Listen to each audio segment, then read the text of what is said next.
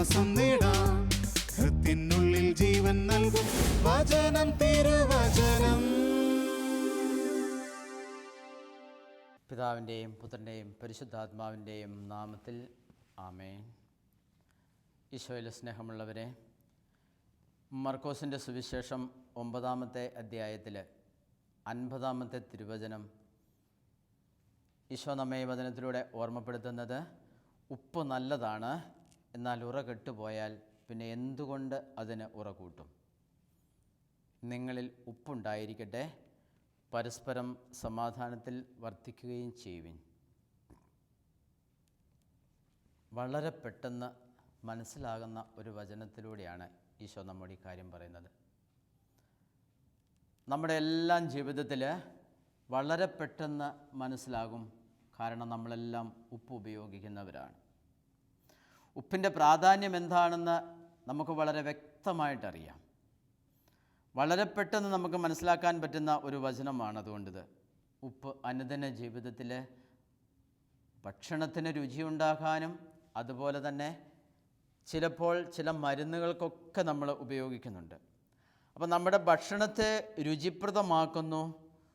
നിത്യവും ഉപ്പ് ഉപയോഗിച്ച് നല്ല ടേസ്റ്റുള്ള ഭക്ഷണം എന്നും കഴിച്ചുകൊണ്ടിരിക്കുന്ന ഒരാൾ ഉപ്പിൻ്റെ വില മനസ്സിലാക്കണമെന്ന് നിർബന്ധമില്ല. എന്നാൽ പ്രഷർ പിടിച്ച പ്രഷർ രോഗി അവനറിയാം ഉപ്പില്ലാതെ ഭക്ഷണം കഴിക്കുമ്പോഴുള്ള വിഷമം. പ്രമേഹ രോഗിക്കറിയാം മധുരം ചേർന്ന ഒന്നും കഴിക്കാൻ പറ്റാത്തത് കൊണ്ട് അവനുള്ള വിഷമം. കൊളസ്ട്രോൾ പിടിച്ചവനറിയാം കൊഴുപ്പുള്ള ഭക്ഷണ സാധനങ്ങളൊന്നും കഴിക്കാത്തതിൻ്റെ വിഷമം. അപ്പം രുചിപ്രദമായ രീതിയിൽ ഭക്ഷണം കഴിക്കാൻ എല്ലാവരും ആഗ്രഹിക്കുന്നു. പക്ഷേ ഇവരൊക്കെ ലിമിറ്റ് ചെയ്യുവാൻ നിർബന്ധിക്കപ്പെട്ടവരാണ്. പല വിധത്തിലുള്ള രോഗികൾ ലിമിറ്റ് ചെയ്യാനായിട്ട് നിർബന്ധിക്കപ്പെട്ടവരാണ്. രുചിയുള്ള ഭക്ഷണം കഴിക്കാൻ ആഗ്രഹമുണ്ടെങ്കിലും മധുരം ചേർത്തത് കഴിക്കാൻ പ്രമേഹ രോഗിക്ക് പറ്റില്ല, ഉപ്പ് ചേർന്നത് കഴിക്കാൻ പ്രഷറുള്ള ആളിന് പറ്റില്ല, കൊഴുപ്പ് ചേർന്ന ഭക്ഷണങ്ങൾ കഴിക്കാൻ കൊളസ്ട്രോൾ രോഗിക്കും പറ്റത്തില്ല. ഇത് അവർ ഒഴിവാക്കുന്ന ആ സാധനത്തിൻ്റെ വില മനസ്സിലാക്കാൻ അത് അവരെ സഹായിക്കും. അപ്പോൾ രുചിപ്രദമായ ഭക്ഷണം കഴിക്കുവാനായിട്ട് എല്ലാവരും ഇഷ്ടപ്പെടും. അത് തന്നെ രോഗമുണ്ടെങ്കിൽ പോലും പലപ്പോഴും നമ്മളത് ആഗ്രഹിക്കും. പള്ളിയിലൊക്കെ സ്നേഹവിരുന്ന് നടത്തുമ്പോൾ ഈ രോഗികളെല്ലാം വരാറുണ്ട്. പള്ളിയിലെല്ലാവരും വരുമല്ലോ. പക്ഷേ പള്ളിയിലെ സ്നേഹവിരുന്ന് ഒക്കെ പലപ്പോഴും നടത്തുമ്പോൾ എല്ലാവരും അവരുടെ രോഗത്തെ മറന്ന് അവർ ഭക്ഷണം കഴിക്കാറുണ്ട്. ഞാൻ പറയാറുമുണ്ട്, പള്ളിയിൽ നിന്ന് സ്നേഹവിരുന്നിൽ പങ്കെടുത്താൽ പ്രത്യേകിച്ച് ഒരു ബുദ്ധിമുട്ട്, ഒരു രോഗത്തിന് കൂടുന്ന ഒരവസ്ഥ ആർക്കും ഉണ്ടാവില്ല. അതുകൊണ്ട് ധൈര്യമായിട്ട് കഴിച്ചോളാൻ പറയാറുമുണ്ട്. കാരണം നമ്മുടെ ജീവിതത്തിൽ നമ്മളെല്ലാം രുചിയുള്ള ഭക്ഷണങ്ങൾ ആഗ്രഹിക്കുന്നവരാണ്. ഈശോ നമ്മോട് പറയുന്നത് ഇതാണ്, ഉപ്പ് നല്ലതാണ്, ഉറ കെട്ടുപോയാൽ പിന്നെ എന്തുകൊണ്ട് അതിന് ഉറ കൂട്ടും? അതുകൊണ്ട് ഈശോ പറയുന്നു, നിങ്ങളിൽ ഉപ്പ് ഉണ്ടായിരിക്കട്ടെ. അപ്പോൾ ഈശോ ഒരു പ്രതീകമായിട്ട് ഉപ്പിനെ എടുക്കുകയാണ്. ഈ ഉപ്പിൻ്റെ വില നമുക്കറിയാം, ഉപ്പിൻ്റെ രുചി നമുക്കറിയാം, അതിൻ്റെ പ്രാധാന്യം നമുക്കറിയാം. ഈശോ പറയുന്നു, ഉറ കെട്ടുപോയാൽ പിന്നെ എന്തുകൊണ്ട് അതിന് ഉറ കൂട്ടും? നിങ്ങളിൽ ഉപ്പ് ഉണ്ടായിരിക്കട്ടെ. ഉപ്പ് ക്രിസ്തീയ ജീവിതത്തിൻ്റെ മാധുര്യമാണ്. നമ്മുടെ ക്രിസ്തീയ ജീവിതത്തിൻ്റെ സന്തോഷമാണ് ഉപ്പ് നമുക്ക് തരുന്നത്. ഈ മറിയം തെരേസയുടെ ജീവിതത്തിൽ മറിയം തെരേസ ഒരിക്കലും ടേസ്റ്റുള്ള ഭക്ഷണം കഴിച്ചിട്ടില്ല. എന്താണെന്നറിയുമോ? കയ്പുള്ള ഭക്ഷണങ്ങൾ, രുചിയില്ലാത്ത ഭക്ഷണങ്ങളൊക്കെ, രുചിയുള്ള ഭക്ഷണവും രുചിയില്ലാത്ത ഭക്ഷണമാക്കിയാണ് മറിയം തെരേസ കഴിച്ചിരുന്നത് എന്ന് മറിയം തെരേസയുടെ ജീവിത ചരിത്രത്തിൽ പറയുന്നുണ്ട്. അപ്പോൾ അതൊരു പരിഹാരം നിറഞ്ഞ പ്രവൃത്തിയായിരുന്നു, പാപപരിഹാര പ്രവൃത്തി, അല്ലെങ്കിൽ ത്യാഗങ്ങൾ സ്വയം ഏറ്റെടുക്കുന്ന ഒരു ജീവിതം. അതെന്തിനു വേണ്ടിയിട്ടായിരുന്നു? പാപികളുടെ മാനസാന്തരത്തിന് വേണ്ടിയിട്ട്, ശുദ്ധീകരണാത്മാക്കളുടെ മോചനത്തിന് വേണ്ടിയിട്ട്, തിന്മയിൽ നിന്ന് നമ്മൾ ആർക്കൊക്കെ വേണ്ടി പ്രാർത്ഥിക്കുന്നു അവർക്കൊക്കെ തിന്മയിൽ നിന്ന് മോചനം ലഭിക്കുന്നതിന് വേണ്ടി, തൻ്റെ ജീവിതം ക്രിസ്തുവിൻ്റെ സഭയെ പടുത്തുയർത്തുന്നതിന്, അത് ഉപ്പ് നിറഞ്ഞ ഒരു ജീവിതമായിരുന്നു. ക്രിസ്തീയ ജീവിതത്തിൻ്റെ മാധുര്യം നിറഞ്ഞ ഒരു ജീവിതമായിരുന്നു ആ ജീവിതം. അതായത് ഉറകെട്ടു പോകാത്ത ഒരു ജീവിതമായിരുന്നു. നോമ്പ്, ഉപവാസം, പ്രാർത്ഥനകൾ, വേദനകൾ സന്തോഷത്തോടെ സഹിക്കുക, ഇതൊക്കെ ക്രിസ്തുവിനെ കൂടുതൽ സ്നേഹിക്കുന്ന മനുഷ്യർക്ക്, ക്രിസ്തുവിനെ ഒത്തിരിയേറെ സ്നേഹിക്കുന്ന മനുഷ്യർക്ക് എന്തെങ്കിലും ക്രിസ്തുവിനോടൊപ്പം സഹിക്കുവാനുള്ള ആ ഒരു താല്പര്യം വരുമ്പോഴാണ് ഇങ്ങനെയൊക്കെ അവർ ചെയ്യുക.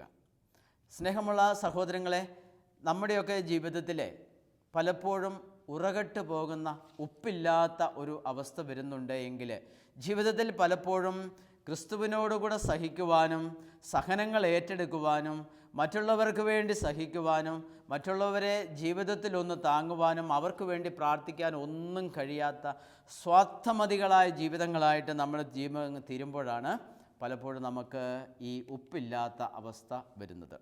വിശുദ്ധ പാദ്രെ പിയോയുടെ ജീവിതത്തിൽ ഒരു സംഭവമുണ്ടായി. അദ്ദേഹത്തിന് ഒരിക്കൽ ഹെർണിയയ്ക്ക് ഓപ്പറേഷൻ ചെയ്യേണ്ടത് വന്നു. അപ്പോൾ ഹെർണിയയുടെ ഓപ്പറേഷൻ ചെയ്യാൻ വന്ന അദ്ദേഹം ഡോക്ടറോട് പറഞ്ഞു, എന്നെ ബോധം കെടുത്തുക വേണ്ട, എൻ്റെ ശരീരത്തെ മരവിപ്പിക്കുകയോ വേണ്ട, പച്ച ശരീരത്തെ കീറിമുറിച്ച് ഓപ്പറേഷൻ ചെയ്തു കൊള്ളുക. എന്തിനാണ് അദ്ദേഹം അങ്ങനെ ഒരു ത്യാഗം ഏറ്റെടുത്തത്?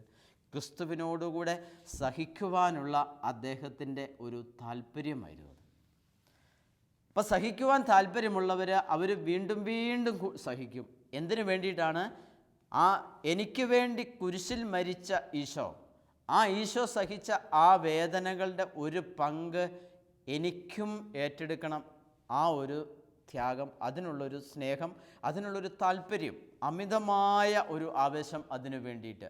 ആ താല്പര്യത്തിലാണ് പാദ്രെ പിയോ പറഞ്ഞത്, തന്നെ ഓപ്പറേഷൻ ചെയ്യുമ്പോൾ ബോധം കെടുത്തുകയും അരുത്, മരവിപ്പിക്കുകയും ചെയ്യരുത്, ആ വേദന മുഴുവൻ സന്തോഷത്തോടുകൂടി ഞാൻ സഹിച്ചു കൊള്ളാം. പക്ഷേ അദ്ദേഹം ഓപ്പറേഷൻ്റെ ഇടയ്ക്ക് വെച്ച് അദ്ദേഹം വേദന സഹിക്കാൻ വയ്യാതെ ബോധം കെട്ടുപോയി. സ്നേഹമുള്ളവരെ, അഗ്നിയാൽ ഉറകൂട്ടപ്പെട്ട ഒരു ജീവിതമാണ്. എന്തുകൊണ്ട്? വിശുദ്ധർ ത്യാഗത്തെ സ്നേഹിച്ചു. എല്ലാ വിശുദ്ധരും ത്യാഗത്തെ സ്നേഹിച്ചു. അൽഫോൻസാമ സഹനം ചോദിച്ചു വാങ്ങുന്ന കൂട്ടത്തിലായിരുന്നു. എന്തുകൊണ്ട് വിശുദ്ധർ ത്യാഗത്തെയും വേദനകളെയും സന്തോഷപൂർവ്വം ഏറ്റെടുക്കുകയും അല്പം സഹനം കുറയുമ്പോൾ വീണ്ടും കർത്താവിനോട് ചോദിച്ചു വാങ്ങുകയും ചെയ്തു? വിശുദ്ധർ ചോദിച്ചു വാങ്ങിയപ്പോൾ നമ്മൾ എന്തുകൊണ്ട് ത്യാഗത്തെ ഇഷ്ടപ്പെടുന്നില്ല? എനിക്ക് ത്യാഗം ചെയ്യാൻ ഇഷ്ടമല്ല, എനിക്കൊരു വേദന വരുന്നത് എനിക്കിഷ്ടമല്ല. ഒരു തലവേദന വന്നാൽ ഞാൻ അന്നേരം പെയിൻ കില്ലർ കഴിച്ച് ഞാൻ ആ തലവേദനയെ ഒഴിവാക്കും. എനിക്കൊരു പനി വന്നാൽ ഞാൻ ഒട്ടും താമസിക്കില്ല. എനിക്ക് പനിയുടെ എല്ലാ ക്ഷീണങ്ങളും അതിൻ്റെ എല്ലാ അസ്വസ്ഥതകളും ഏറ്റെടുക്കാൻ എനിക്ക് കഴിയില്ല. അതുകൊണ്ട് ഞാൻ എന്ത് ചെയ്യും? ഞാൻ പാരസെറ്റാമോൾ കഴിച്ച് വളരെ വേഗം ഞാൻ അതിനെ ശമിപ്പിക്കും. എനിക്കൊരു രോഗവും വരുന്നത് എനിക്കിഷ്ടമല്ല. എന്തുകൊണ്ടാണ്? വിശുദ്ധരെല്ലാം ചോദിച്ചു വാങ്ങി സഹനങ്ങൾ. ഞാൻ പറയുന്നു, സഹനത്തെ എനിക്ക് തരരുത്, ഞാൻ അതിനെ തട്ടി മാറ്റുന്നു. എന്തെങ്കിലുമൊക്കെ സഹനങ്ങൾ വരാൻ സാധ്യതയുണ്ടെങ്കിൽ ഞാൻ അതിനെ വരാതിരിക്കാനായിട്ട്, ആ സഹനങ്ങൾ എന്നിൽ ഉണ്ടാവാതിരിക്കാനായിട്ട് ഞാൻ ഇഷ്ടപ്പെടുന്നു. പാദ്രെ പിയോ പറഞ്ഞു, എന്നെ ബോധം കെടുത്തരുത്, എൻ്റെ ശരീരത്തെ മരവിപ്പിക്കുകയും ചെയ്യരുത്. നമ്മളിന്നൊരു ഓപ്പറേഷന് പോകുന്നു, അല്ലെങ്കിൽ നമ്മൾ ചെറിയൊരു ശസ്ത്രക്രിയയ്ക്ക് പോകുന്നു, ഒരു വേദനയും എനിക്ക് അല്പം പോലും ഉണ്ടാകാത്ത വിധത്തിൽ ഞാൻ എന്ത് ചെയ്യും? ഞാൻ അതിന് പറ്റിയ എല്ലാ മാർഗങ്ങളും സ്വീകരിക്കും. അതായത് പരമാവധി എന്നെ വേദനിപ്പിക്കാതെ ഈ ശുശ്രൂഷ ചെയ്യുവാൻ, അല്ലെങ്കിൽ ഈ ശസ്ത്രക്രിയ ചെയ്യുവാൻ ഡോക്ടർമാർ താല്പര്യം കാണിക്കും. ഞാൻ അവിടെ ഒന്നും വേണ്ട എന്ന് പറയില്ല. ഒരു ത്യാഗവും ഞാൻ ഏറ്റെടുക്കുക. രോഗത്തിൻ്റെ സഹനങ്ങളുണ്ട്, അതുപോലും ഞാൻ ഏറ്റെടുക്കാൻ തയ്യാറല്ല. ഞാൻ അതെല്ലാം തട്ടിമാറ്റിക്കളയുന്നു.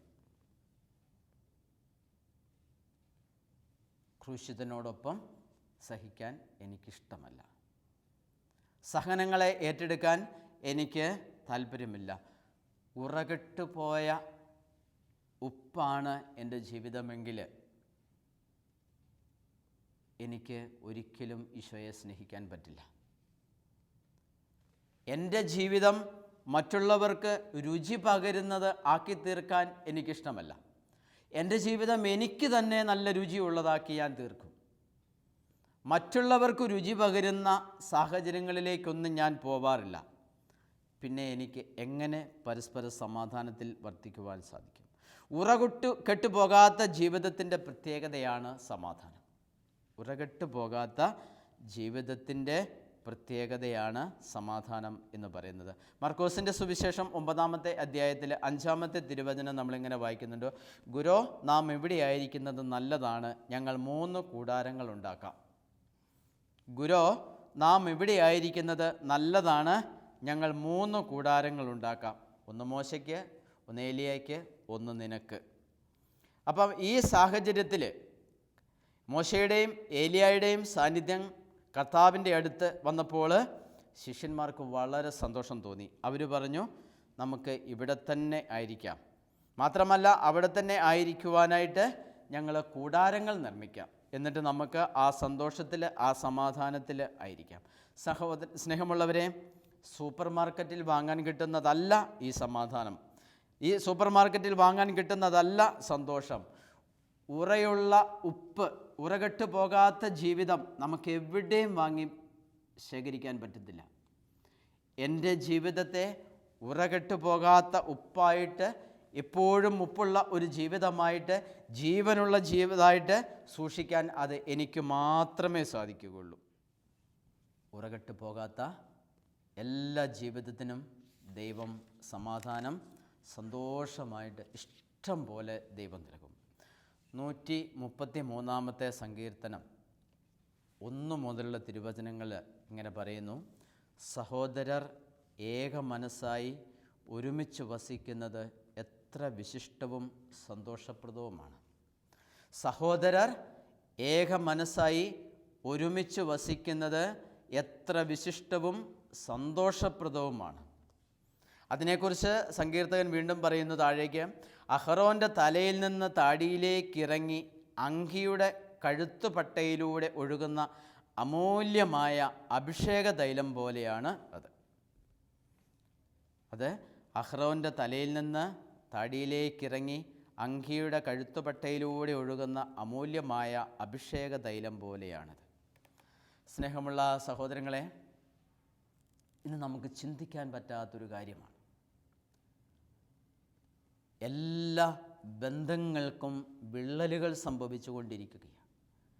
എല്ലാ സ്നേഹബന്ധങ്ങൾക്കും വിള്ളലുകൾ സംഭവിച്ചുകൊണ്ടിരിക്കുന്നു. സഹോദരർ ഏക മനസ്സായി ഒരുമിച്ച് വസിക്കുന്നത് എത്ര വിശിഷ്ടവും സന്തോഷപ്രദവുമാണ്. ദൈവത്തിൻ്റെ എല്ലാ മക്കളും, ഒരു കുടുംബത്തിലെ സഹോദരങ്ങളല്ല, ദൈവത്തിൻ്റെ എല്ലാ മക്കളും ഇങ്ങനെ വളരെ വിശിഷ്ടമായി ഏക മനസ്സോടെ ഒരുമിച്ച് വസിക്കണമെന്ന് ദൈവം ആഗ്രഹിക്കുന്നു. കുറേ നാളുകൾക്ക് മുമ്പ് ഒരു വീട്ടിൽ ഏക മകൻ, അവൻ്റെ കല്യാണം അപ്പൻ വളരെ ആഘോഷപൂർവ്വം നടത്തി. വളരെ ആഘോഷപൂർവ്വം വെച്ചാൽ വളരെ അപ്പൻ്റെ കഴിവിൻ്റെ പരമാവധി ചെലവഴിച്ച് അപ്പൻ ആ കല്യാണം നടത്തി. ഏതാണ്ട് 1 വർഷം കഴിഞ്ഞപ്പോൾ ആ കുടുംബത്തിൽ അസ്വസ്ഥതകൾ വളരാൻ തുടങ്ങി. അവർ എൻ്റെ അടുത്തെത്തി, അച്ഛാ, കുറേ പ്രശ്നങ്ങളുണ്ട്. അപ്പോൾ അവരുടെ പ്രശ്നങ്ങൾ കേൾക്കാം എന്ന് വിചാരിച്ചു. പ്രശ്നങ്ങൾ പലരും വന്ന് പറയുന്നു, എല്ലാവരും പറയുന്ന പ്രശ്നങ്ങൾ കേട്ട് പ്രശ്നങ്ങളൊന്നും തീരുന്നില്ല, പ്രശ്നങ്ങൾ വർദ്ധിച്ചുകൊണ്ടിരിക്കുന്നു. ഒരു ദിവസം സന്ധ്യയ്ക്ക് 7 മണിക്ക് ഞാൻ അവരെ പള്ളിമുറിയിൽ വിളിച്ചു. മണിക്കൂറുകൾ നീണ്ടുപോയി. രാത്രി 1 മണി 2 മണി വരെ ഒക്കെ പോയി. പക്ഷേ എവിടെയും തീരുമാനമാകുന്നില്ല. ആരും വിട്ടുവീഴ്ചയ്ക്ക് തയ്യാറല്ല. സങ്കീർത്തകൻ പറയുന്ന പോലെ ഏക മനസ്സായി ഒരുമിച്ച് വസിക്കുന്നത് എത്ര വിശിഷ്ടവും സന്തോഷപ്രദവുമാണ്. ആ സന്തോഷവും ആ വിശിഷ്ടമായ അവസ്ഥയും ആ ഏക മനസ്സൊന്നും അവർക്ക് വേണ്ട. അവസാനം മകൻ ഭാര്യയെയും കൂട്ടി വേറെ പോകാൻ തീരുമാനമായി. ഏക മകനാണ്. അങ്ങനെ ഏക മകൻ പോയി. മറ്റു മക്കളൊന്നും അവർക്കില്ല. കുറേ കാലം കഴിഞ്ഞപ്പോൾ, വീണ്ടും കുറച്ച് വർഷങ്ങൾ കഴിഞ്ഞപ്പോൾ വീണ്ടും അവരുടെ അടുത്ത് നിന്ന് വിളി വന്നു. അച്ഛാ, ഭാര്യയും ഭർത്താവും തമ്മിൽ ഇപ്പോൾ പ്രശ്നമാണ്. ഭാര്യയും നേരത്തെ ഞങ്ങളോടായിരുന്നു പ്രശ്നം, ഇപ്പോൾ അവർ തമ്മിലാണ് പ്രശ്നം. ഒരു കാര്യത്തിലും തീരുമാനമായി. വേർപിരിയലിൻ്റെ വക്കിൽ അവർ എത്തിച്ചേർന്നിരിക്കുന്നു. പിരിയാൻ തന്നെ അവർക്ക് ആഗ്രഹമായിട്ടുണ്ട്.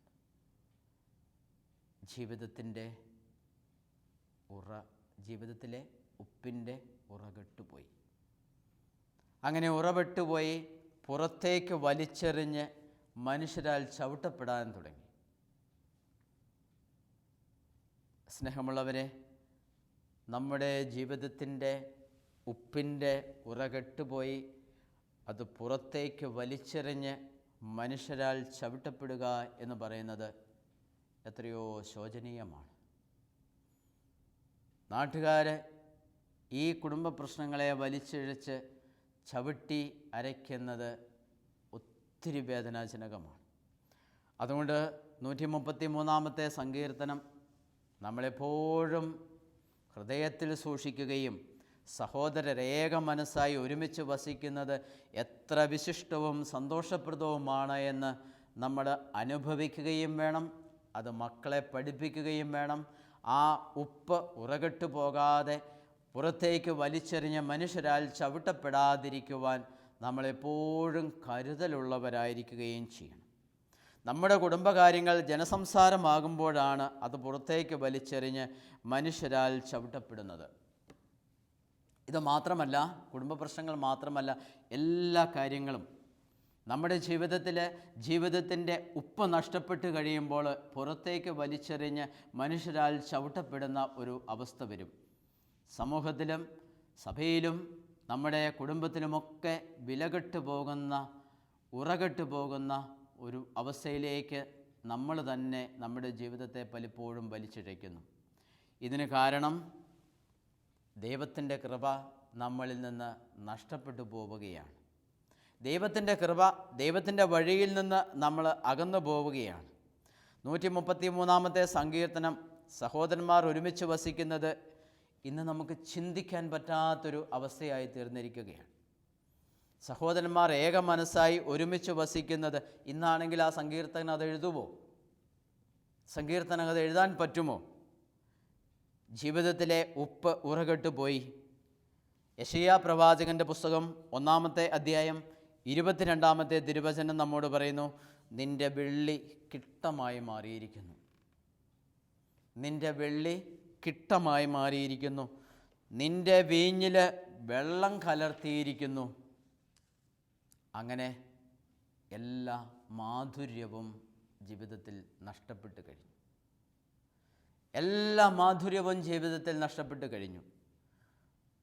എന്നിട്ടോ ഇനി നമ്മളതിനെ ദൈവത്തിൻ്റെ സന്നിധിയിൽ സമർപ്പിച്ചാൽ ദൈവത്തിന് ഇതെല്ലാം വീണ്ടെടുക്കുവാനായിട്ട് സാധിക്കും. യെശയ്യാ പ്രവാചകൻ്റെ പുസ്തകം 1 അധ്യായം 25 തിരുവചനം പറയുന്നു, ചൂളയിൽ എന്ന പോലെ ഉരുക്കി നിന്നെ ശുദ്ധി ചെയ്യും. നിന്നിൽ കലർന്നിരിക്കുന്ന വിലകെട്ട ലോഹം ഞാൻ നീക്കിക്കളയും. ചൂളയിൽ എന്ന പോലെ ഉരുക്കി നിന്നെ ശുദ്ധി ചെയ്യും. നിന്നിൽ കലർന്നിരിക്കുന്ന വിലകെട്ട ലോഹം ഞാൻ നീക്കിക്കളയും.